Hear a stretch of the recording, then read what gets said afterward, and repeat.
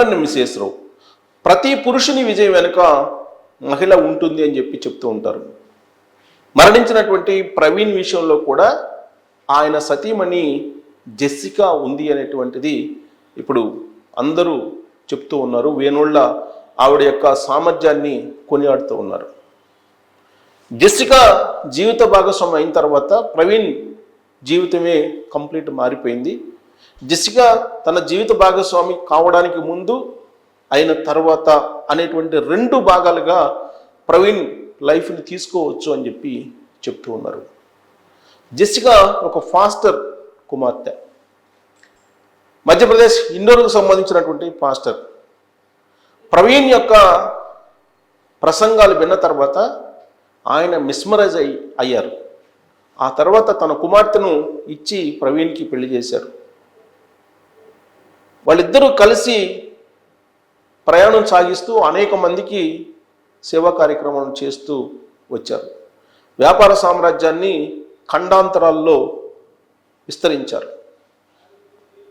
Jessica పేరుతోటి అనేక IT కంపెనీలు కూడా ఉన్నాయి.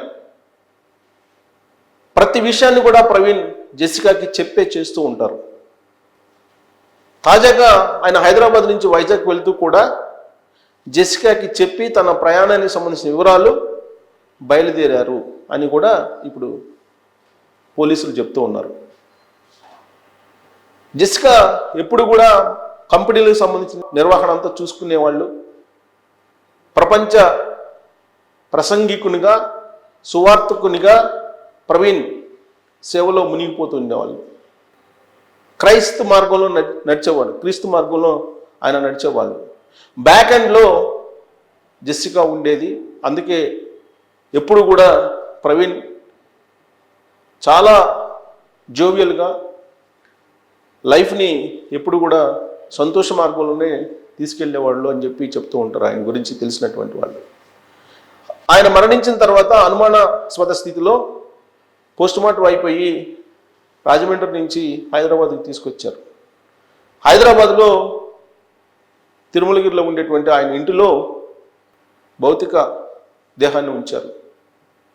ఆయనకి నివాళులు అర్పించడానికి అనేక మంది క్రైస్తవులు అక్కడికి వచ్చారు. క్రైస్తవ సమాజం మొత్తం కూడా ప్రవీణ్ మరణం వైపు చూస్తూ ఉంది. మరణం చింతిస్తూ మరణానికి వాళ్ళందరూ కూడా అక్కడికి చేరారు.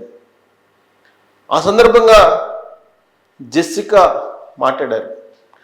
ఆవిడ మాట్లాడినటువంటి మాటలు మీరు గనక వింటే, ప్రతీకారం దిశగా వెళ్ళడు ప్రవీణ్. చనిపోయినటువంటి ప్రవీణ్ కూడా ప్రతీకారం తీసుకునేటువంటి మార్గాన్ని ఎంచుకోడు. ఎప్పుడూ కూడా ప్రేమను పంచేటువంటి వాళ్ళే తప్ప ప్రతీకారం దిశగా వెళ్ళడు అని చెప్పి ఆవిడ చెప్తూ ఉన్నారు. ఆయన అభిమానులు కొన్ని వేల మంది అక్కడికి వచ్చారు. వాళ్ళని ఉద్దేశించి ఆవిడ మాట్లాడారు. మాట్లాడుతూ ప్రతీకారం కాదు, ప్రేమ కావాలి, ప్రేమ మార్గంలో మనం నడుద్దాం అని చెప్పి ఆవిడ ఇచ్చినటువంటి సందేశం అక్కడికి వచ్చినటువంటి వాళ్ళని ఒక రకంగా ఆశ్చర్యం కలిగించేలాగా కనిపించింది. ఆవిడ ఏమన్నారనేది మనం విందాం. ఇప్పుడు నేను ఆడియో వినిపిస్తాను.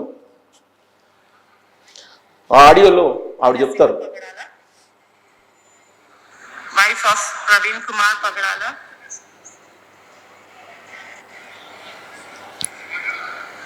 Thank you. My deepest gratitude. శోకదత్త హృదయంతో మాట్లాడుతూ ఉన్నారు. కానీ ఎక్కడ కూడా ప్రతీకారం తీర్చుకోవాలనేటువంటిది లేదు ఆవిడ వాయిస్లో. కేవలం ప్రేమతత్వం. I praise God for making him what he is or was. I am very proud of the ministry he did.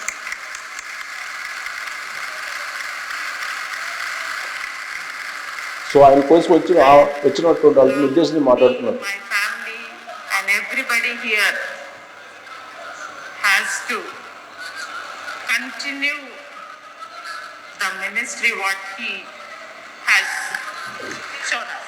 So ఆయన స్ఫూర్తిని, ఆయన మార్గాన్ని ఖచ్చితంగా రాబోయే రోజుల్లో అనుసరిస్తారని Lord Jesus Christ teaches us to be in peace and harmony.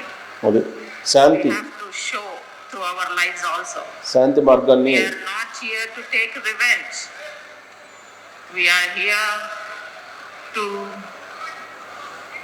preach, teach His kingdom and take His kingdom up. So శాంతి మార్గంలో నడుస్తామని చెప్పి చెప్తూ I ఉన్నారు. request everybody who followed Him to be like Praveen. అందరూ ప్రవీణ్ మార్గాన్ని నడవాలి. Noble and generous man. He was not a person who takes revenge. So revenge తీసుకునే పర్సన్ కాదు, కాబట్టి మీరు కూడా అలానే ఉండండి అని చెప్పి. We are here to forgive everybody because of.